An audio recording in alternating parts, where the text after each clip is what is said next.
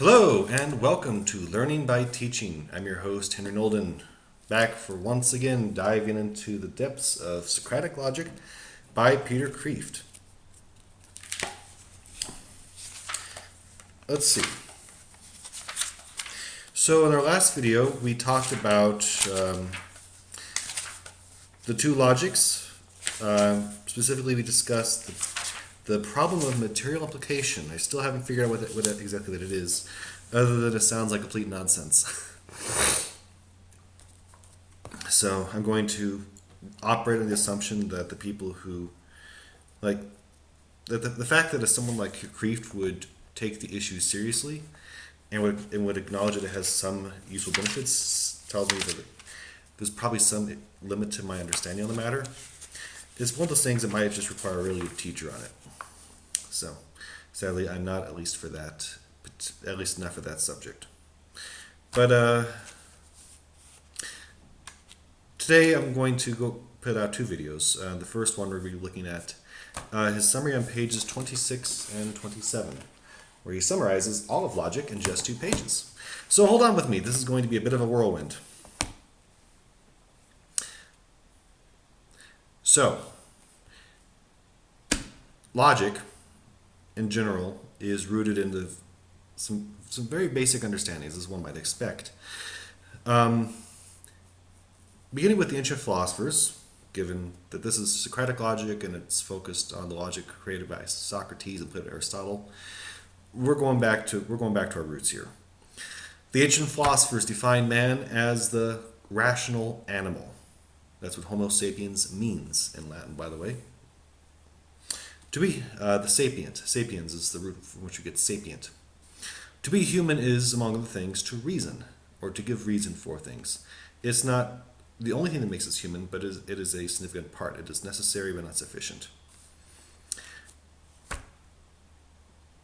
From there, we recognize that we can see common forms or structures in all human reasoning, no matter what the contents or objects that we reason about. Logic studies those structures. I found this extraordinarily helpful, just a simple concept, that logic is at its core the study of the structure of thought. I'm not sure what I thought it was quite to begin with. I had this vague notion that logic was almost alien. Growing up, the first thing that comes to my mind is like Spock and the Vulcans, beings of pure logic, and it's always held in contrast, almost like it's an opposite of Captain Kirk and his emotional response to things. But emotional responses have their own logic too. And it helped me realize that the study of logic is critical if we're to understand humans in the first place, why they think, what they think, how they think. Because it's a structure for thought. And as I've told my class on numerous occasions, you cannot help doing logic. You cannot keep yourself from using logic. You can only prevent yourself from doing it well. If it's something and if it's so intrinsic to thought, if it is the skeletal structure for thought, then we might as well figure out how to do it correctly. It's a bit like other things we take for granted, walking or breathing, or even how we use our eyes. And if we lock them too much at a certain distance, it weakens them, or so has been my experience throughout life. So it's one of the things I like to do is just to keep my eyes healthy. Is throughout the day I'll try to focus them on different depths, different distances. So at this point I don't even do it consciously, I just kind of do it, and I'd like to think that's one of the reasons why I've managed to make it to 33 without needing glasses, unlike the entire rest of my family. So who knows. Anyway, the next part. The fundamental structure of all reasoning is the movement of the mind from premises to a conclusion. The conclusion is what you are trying to prove to be true. The premises are the reasons or evidence for the truth of the conclusion.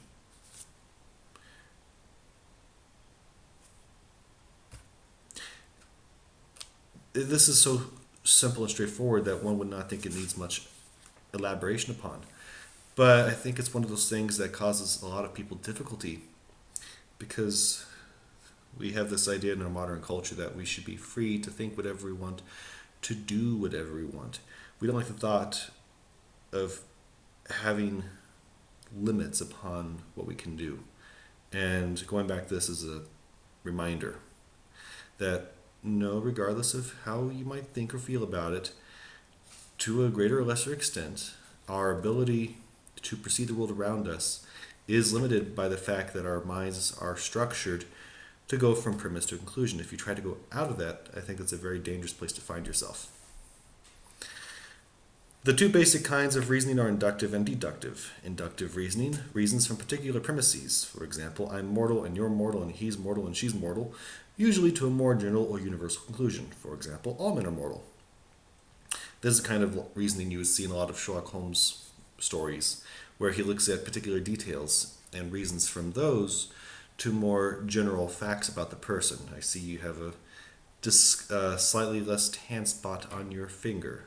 That usually means that you had a ring there at some point. Given the finger, it was probably an engagement ring or a wedding band. And from there, and tying it to other context clues, you can figure out a person's life story. At least that's the theory. There are limits to it, which we'll talk about in a second.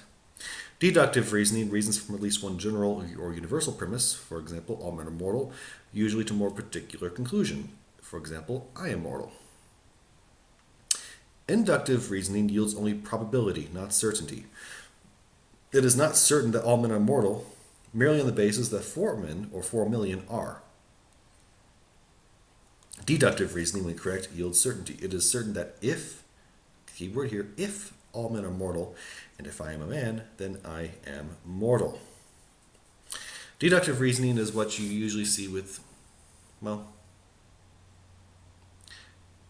scientists will use inductive reasoning about their environment to try to puzzle out more general, universal principles. For example, Isaac Newton observing the apple falling from the tree, and from there figuring out the law of gravity. But once the law of gravity has been confirmed, then if gravity is true, then there's a whole host of implications that must be true because that is true. And that is deductive reasoning. A deductive argument succeeds in proving its conclusion to be true if and only if 3 conditions are met. These are the 3 checkpoints of any deductive argument. The first, all the terms must be clear and unambiguous. If a term is ambiguous, it should be defined to make it clear. Otherwise, the 2 parties to the argument may think they are talking about the same thing when they are not. Second, all the premises must be true. You can seem to prove anything from false premises. For example, all Martians are infallible, and I am a Martian, therefore I am infallible. If the premises are true, then the conclusion, I am infallible, is correct. If you want to disprove the conclusion, you must disprove the premises. I'm not a Martian, just to clarify. Although I was born in March, so. Third, the argument must be logically valid. That is, the conclusion must necessarily follow the premises, so that if the premises are true, then the conclusion must be true. Now, for some definitions. What is a term? A term in logic is the subject or the predicate of a subject or the predicate of a proposition, a declarative sentence. In grammatical terms, it's the subject or the direct object, the subject of the sentence or the object being acted upon. Terms are either clear or unclear. Terms cannot be true or false. For example, mortal is neither true or false, but it has a defined meaning. And for us to do so, and for us to use the term mortal in any kind of logical argument, we must first be very clear about what we mean by mortal. Now, it can be a false concept, but what we mean by the concept has to be clear. The proposition all men are mortal is true, and the proposition some men are not mortal is false. So the mortal are the terms are the individual words that make up a logical statement. Propositions, on the other hand, are declarative sentences. They are either true or false. True in the common sense usage means corresponding to reality, and false means the opposite. There is no one simple and infallible way of telling whether any proposition is true or false. There are, however, a multitude of ways that we can at least attempt to test the validity of a proposition. Number 3. There is, however, a fairly simple and truly infallible way of telling whether an argument is valid or invalid. The laws of logic, which you will learn in this book. If an argument is invalid, an argument can be valid even if its propositions are true. A deductive argument, back to the book, is logically valid if its conclusion necessarily follows from its premises, and valid if it does not. There are various forms of argument, and each form has its own inherent rules for validity. I don't think I need to expand on that too much, or at all. All the rules for each form of argument are natural to that form of argument and to the human mind. If at any point in this book you think that any of its logical laws contradict what you already implicitly know by innate common sense, please stop and check, for you must be misunderstanding either the laws of logic or what you think common sense tells you, for logic does nothing more than make explicit the rules everyone knows innately by common sense. Again, this was a transformative line for me. Logic only makes explicit what we already know to be true, or what we think to be true. And if it shows that what we believe is not true, then we need to check our own our own common sense, if you will. Is it functioning properly? Arguments are made up of propositions, that is to say, premises and a conclusion. And propositions are made up of terms, the subject and the predicate. Terms are either clear or unclear. Propositions, where the premises or the conclusion are either true or false. Arguments are either logically valid or invalid. Only terms can be clear or unclear. Only propositions can be true or false. Only arguments can be logically valid or invalid. So, the 3 questions you should habitually ask of yourself when writing or speaking, and of others when you are reading or listening to them, are: 1. Are the terms all clear and unambiguous? 2. Are the premises all true? And 3. Is the reasoning all logically valid? If the answer to all 3 of these questions is yes, then the conclusion of the argument must be true. So this is the litmus test by which to assess and judge everything that you believe. Because if you believe in something, but the terms you're using, you can't clearly define them. You cannot clearly or unambiguously define them. It calls into doubt the validity of what you believe. If the premises aren't true, if you believe something to have been true and then you discover some information that makes you realize, oh no, it's not, then it's probably not true. If the reason is not logically valid, then it's not true. So in order to disagree with any conclusion, you must show that there is either 1, an ambiguous term, 2, a false premise, or 3, a logical fallacy in the argument such that the conclusion does not necessarily follow from the premises. You will soon learn the rules for judging that. In this case, you'll learn in a few videos from now. If you cannot do any of these 3 things, then honesty demands that you admit that the conclusion has been proved to be true. Now, everything I've just said applies to deductive arguments only. The reason being that inductive arguments do not claim certainty, which I'd like to take a minute to discuss what that meant for me when I realized that. What it realized for me is that, so I'm sure you've all heard about logical fallacies, ad hominem, slippery slope, non sequiturs, etc. A logical fallacy is only so for deductive arguments, because deductive arguments demand and expect and seek to demonstrate certainty. there can be no ambiguity, there can be no chance that it's wrong if you're making a deductive argument, which makes them extremely difficult to actually make. At least that's been my experience. Inductive arguments, though, only deal in probability. In that sense, concepts that we largely often deride as fallacies can actually be used productively for inductive reasons, inductive reasoning. For example, the fact that the person who is presenting an idea is a horrible person, if you make it a deductive argument, it does not,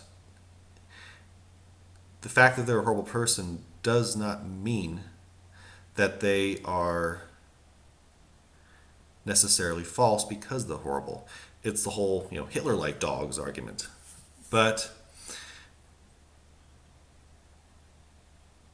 citing the fact that they are a horrible person as a reason to not trust them or disbelieve them, if they truly are terrible, should lend a little weight to the persuasiveness of your argument. There's a reason why in the old days, logic was taught hand in hand with rhetoric. Rhetoric is the art of persuasion, and people are not necessarily persuaded by logical arguments or appeals to their rationality. In that sense, fallacies can be useful tools because they can be very persuasive when used in the right time and the right place. So that's all of logic in 2 pages. Heavily oversimplified. But I think it's critical to take it down to the bare bones, if you will. And